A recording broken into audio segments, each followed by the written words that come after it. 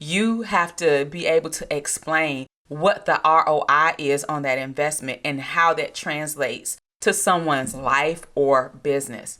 You got to understand that there are always going to be people that are willing to pay for the transformation. There are always going to be people that want the first class seats. Not everybody wants to self-study. There are people who are willing to pay for the step-by-step. There are people who are willing to pay to have you navigate them through it, hold them accountable, answer their questions, review their work, and that comes at a premium.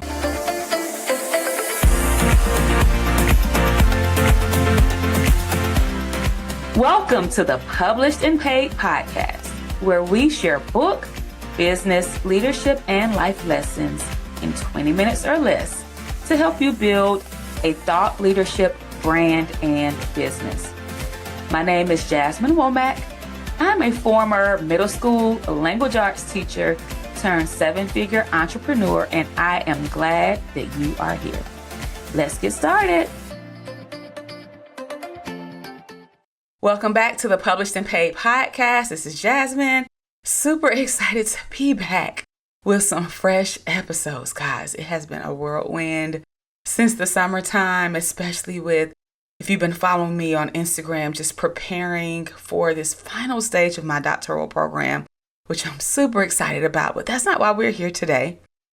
Today, I'm here to share with you the mindset shifts that I made to make my first $500,000 in business. So that's right, $500,000 in business. So for those of you all, whether you are working towards your first six figures or you're already at six figures, like $100,000, $200,000, or maybe at the $300,000 mark, and you are trying to get to your first $500,000 year, this is for you. All right. And if you're watching on YouTube, I'm just looking here at my notes. All right, so I'm super excited about today's topic because we get to talk about money. We get to talk about revenue and income generation. And the truth of the matter is, I felt like this was very important to discuss because I've been speaking to more and more entrepreneurs who are already past the six-figure mark, but they're trying to get to that $500,000 mark on their way to their first million. And I'll be honest with you guys, my company several years ago, we went from about 280,000 straight up to 750,000. And then from there, we did about 958, and then we did about 918. And every single year we have done way over the $500,000 mark. And so that's why I want to come and share with you all today some of the things that you need to keep in mind and some of the shifts that you're going to have to make if $500,000, $500,000 is your next income goal. All right. So the truth of the matter is that many business owners, many entrepreneurs chase strategies. They think that doing all the things is the thing that's going to help them to create more income. But I can say that niching down and focusing on your core offer along with team, along with mindset elevation is really going to be the catalyst. Oh, and let me not forget community. All right. I will say that hitting $500,000, I'm not going to say it wasn't overnight because for me, we really did a quantum leap in a year. But I will say that the jump in income definitely required internal shifts first. It required shifts in the way that I thought. It required shifts in my belief system. It also required shifts in my community and the people who I was hanging around.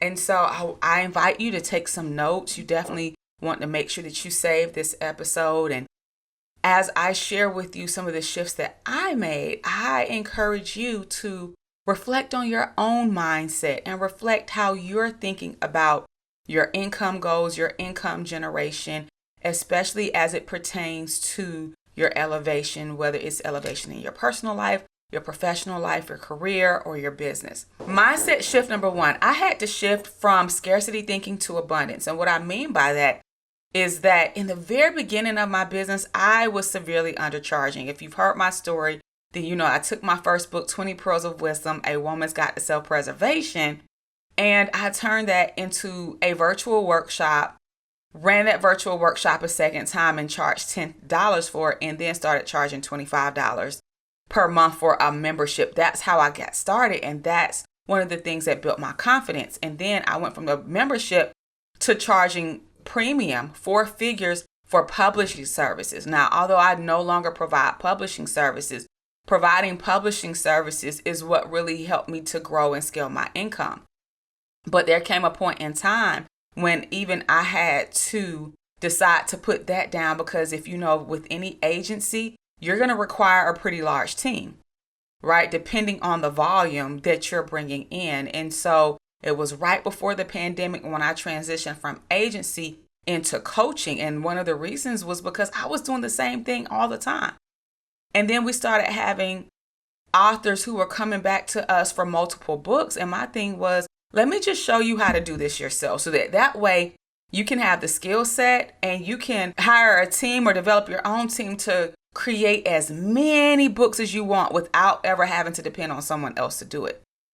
So essentially, in transitioning from agency to coaching, I wanted to teach people how to fish, so that way they would have their own income stream, an additional income stream, and they would have a way to control their own production without having to depend on someone else. But I had to change how I was thinking about pricing. And so in my early days of coaching, I came out, I think, with my first course charging $797. Then I went up to $1,000, and we sold, at that time, it was an Author Made Easy Bootcamp for $1,000 for at least a year. I know that I did a cohort every single quarter, which is how I learned to launch. I taught myself how to launch by doing quarterly income projections. And I said, hey, if I want to bring in X amount of money over the next quarter, then I need to book this many clients. I actually learned that when I was publishing. And then I carried that same strategy over to when I was launching my program. And so we ran the Author Made Easy Bootcamp for probably about a year to a year and a half at the $1,000 price point. And I had people that I bring in to speak, and they were saying, hold up, you're working with them for 8 weeks and you're doing a live event? They were like, do you understand that the live event alone could be $1,000? Do you understand that what you're charging? Basically saying I was undercharging, because I was providing materials, I was providing food for 2 days, in addition to 8 weeks of live coaching. And they were leaving out of there with whole entire books and was making 4 figures, making their full investment back literally within a couple of days of their launches. And so because of the results that I saw clients getting over and over and over again, the people that were like really all in and applying, I said, okay, if I want to get out the rat race, it's really time for me to increase the price. So of course, when I increased the price, I increased it to about $3,000, and then I increased it to about $5,000. And when I went from 1 to 5,000, I saw a huge decrease in numbers. At the 1,000 price point, we were having 20, 30 something people every single quarter. And then when I came in with the $5,000 price point, we may have had 4 or 5 people. But the thing about it is I was still making about the same. I was generating the same level of income, but working with fewer people, which meant that I could work with them more closely and intimately. So, it was kind of like an equal trade-off, right? But then we went from there to evolving the program to where it wasn't just about writing the book, but then I started teaching experts how to publish their own books and become their own publisher. And so from writing the book and then depending on someone to publish it for you, now you're learning the skill set to become your own publisher. That was an immediate value increase. And that was what allowed me to start charging upwards of 4 figures, because now you can do this for other people. Now you can do this for any book that you want to, because you have the system to do it. And that alone was worth the increase in the investment, right? So when I went from charging $797, $1,000 upwards of $500, $7,500, $10,000, that allowed our revenues to scale and increase. And what I realized after that is that I started having people come to me and say, hey, I have a book. I want to do what you did. Can you teach me how to create a course from my book? They knew that I could do it because they had seen me running my course for at least a year and a half. And I had already been providing this on the back end for people in VIP days. I was meeting with people. I was meeting with experts and entrepreneurs who were coming to me, just DMing me or reaching out to me. And I was charging them for a full day, a VIP day, where I would help them to turn their whole entire book into a course or a coaching program in one day. And so now that I'm like really leaning into that, like on a massive scale, I've been doing this work for at least 7-8 years, right? But what happened next is that I took it from being a VIP day. And the first time I had 2 people to ask me, it wasn't the first time because I had already been doing it in the DM. I had already been doing it in VIP days, but I had 2 people who asked me on the same weekend. And I decided, that's how I started the mastermind. I decided to start a mastermind. At that time, it was 6 months. Now it was a year. And it was to help originally, it was to help published authors turn their books into group coaching programs and sell it at scale. And that was how I sold my first $15,000 offer. I sold 2 packages in a weekend through the DM without ever getting on a sales call. And I made $30,000 for a 6-month group coaching program. And that set the light bulb off for me. And so after that, of course, we made some adjustments. I ended up increasing the mastermind to a year because, of course, when you create a program, you got to know how to sell it and enroll people, right? And so those types of things take extra time, take extra eyes on your work or whatnot. And so when I looked up, now I had a mid-ticket offer and I had a high-ticket offer. And because I knew how to launch, I could sell it at scale.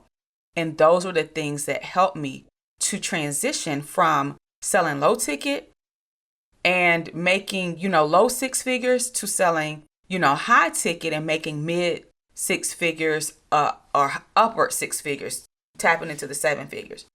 So one of the mindset shifts you're going to have to make is to stop undercharging, and you cannot be afraid to ask for more.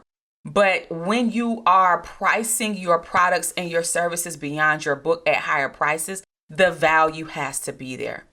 You have to be able to explain what the ROI is on that investment and how that translates to someone's life or business.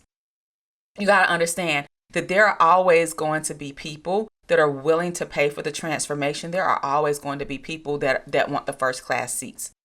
Not everybody wants to self-study. There are people who are willing to pay for the step-by-step. There are people who are willing to pay to have you navigate them through it, hold them accountable, answer their questions, review their work. And that comes at a premium because that's tapping into your expertise, that's tapping into your knowledge, that's tapping into your time, and that's leveraging your blueprint, the blueprints that you've created for yourself to grow, to have success in your business. And they don't have to spend years figuring it out because now you've laid it out for them like a yellow brick road. That requires an investment, but you also have to make sure that you package it well and that the system that you're teaching someone is actually going to help them to achieve a transformation. So you've got to value yourself. You've got to make sure that your products and programs are valuable to the client, and you've got to price with confidence. The second mindset shift that I had to make was to transition from employee thinking to CEO thinking. Okay. And yes, I had to make this shift while I was an employee working as a teacher. And it was one of my coaches at the time who said, yes, you're teaching, but you have to stop thinking like an employee. You've got to start thinking like an employer. You've got to start thinking like an employee. You've got to start thinking like an entrepreneur. I'm saying it to say that even if you are an employee, you can still have the mindset of an employee or as an entrepreneur, and you can implement that mindset and show up with that energy where you are. I'm telling you, it's going to put you ahead of the pack. It's going to help you to stand out. It's going to help position you for more promotions. But what does this look like? This looks like, in entrepreneurship, this looks like doing all things alone and understanding that that leads to burnout. Hiring is not just about spending out money. It's about positioning your business to make more money, because now you have more people who can do more things, and it's not all falling on you. If you continue to do all the things in your business, you are going to be burned out. So this is not a situation where you sit down and complain about what you can't afford. This is where you have to start looking at, what can I afford right now? How can I hire a VA for 5 hours a week to take some things off of my plate so that I can focus on other avenues and other methods of growing the business? So you've got to learn how to delegate, hire, and really focus on revenue generating activities. I will say that when I was in that messy middle, that income level between $250,000 and $750,000, one of the biggest mistakes that I made with hiring, I had a pretty large team. I had a team of coaches. I had a full-time employee. I had some dedicated contractors as well. Like, one of the biggest mistakes that I made is that everyone was focused on tasks instead of owning a thing. They were not owning their roles. They were focused on tasks. And that was my fault as the leader. And so what happened is that when everyone's focused on tasks, that meant that all the decision making at the end of the day was still falling back on me. I was absolutely drained. I was frustrated. Y'all, this is when I started having those issues with my hormones and my thyroid, if you've listened to past episodes.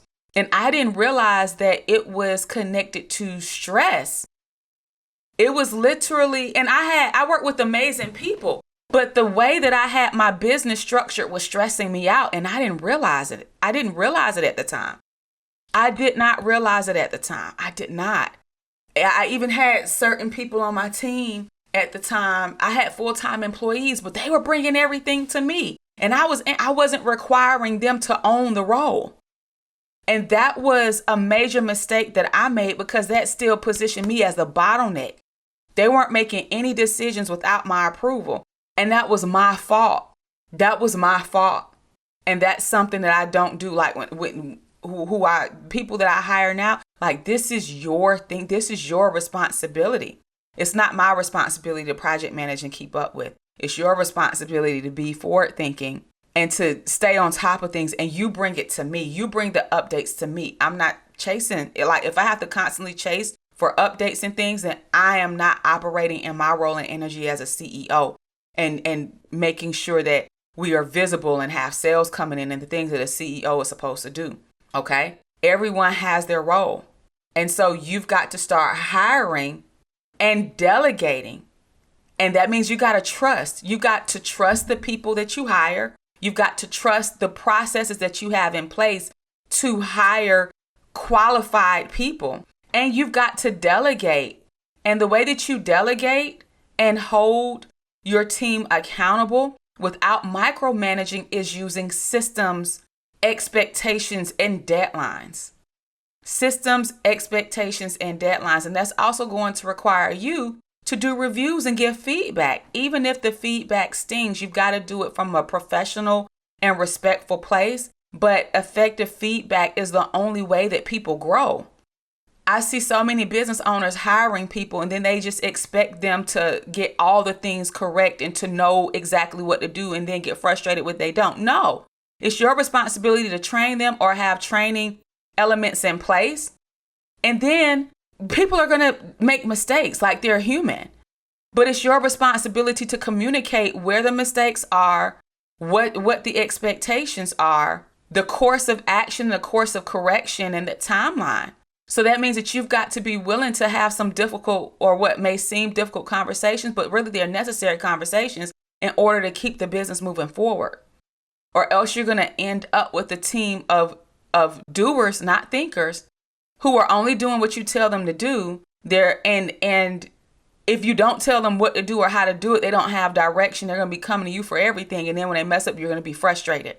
And that's not what you want. So you want to think big picture, not just from a task list. The third mindset shift that I had to make during this point in time was to shift from perfectionism to progress, meaning that it doesn't have to be perfect. It has to be done. I used to delay launches because things weren't ready or things weren't perfect.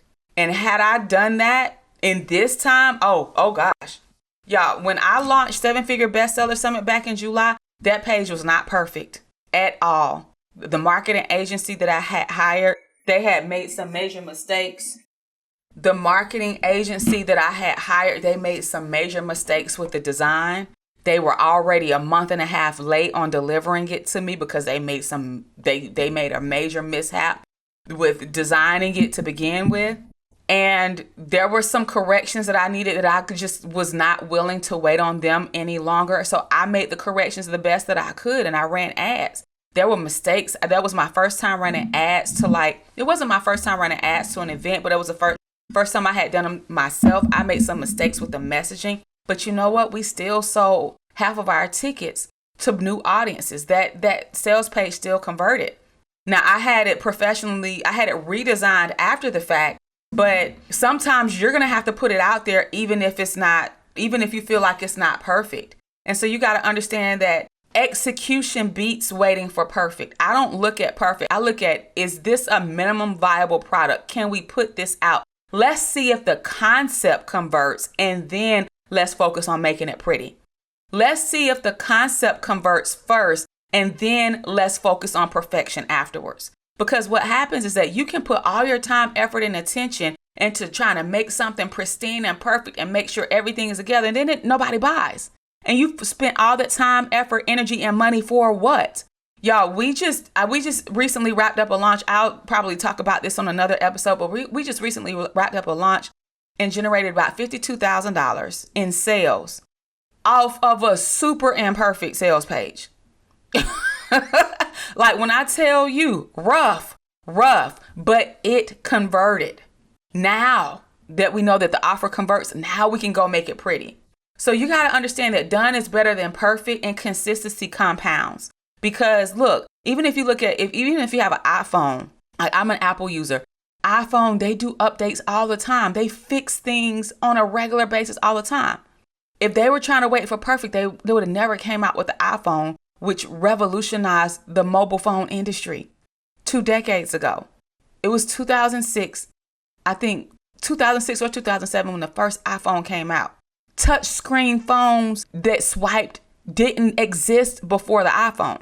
And since then, they've had updates, they've had new versions, they've enlarged the screens, they've done all these different things to improve the device.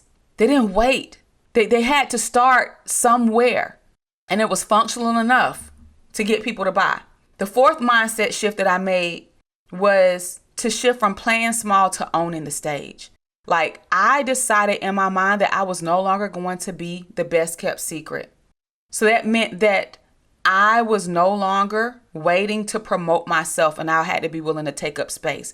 I needed to get in front of new people, so I started running ads. I needed to get in front of new people. I needed to get in front of more people. I started doubling down on podcasts. I started doubling down on speaking, and I doubled down on ads. So you've got to understand that visibility is essential. You've got to speak. You've got to market boldly, and you've got to show up.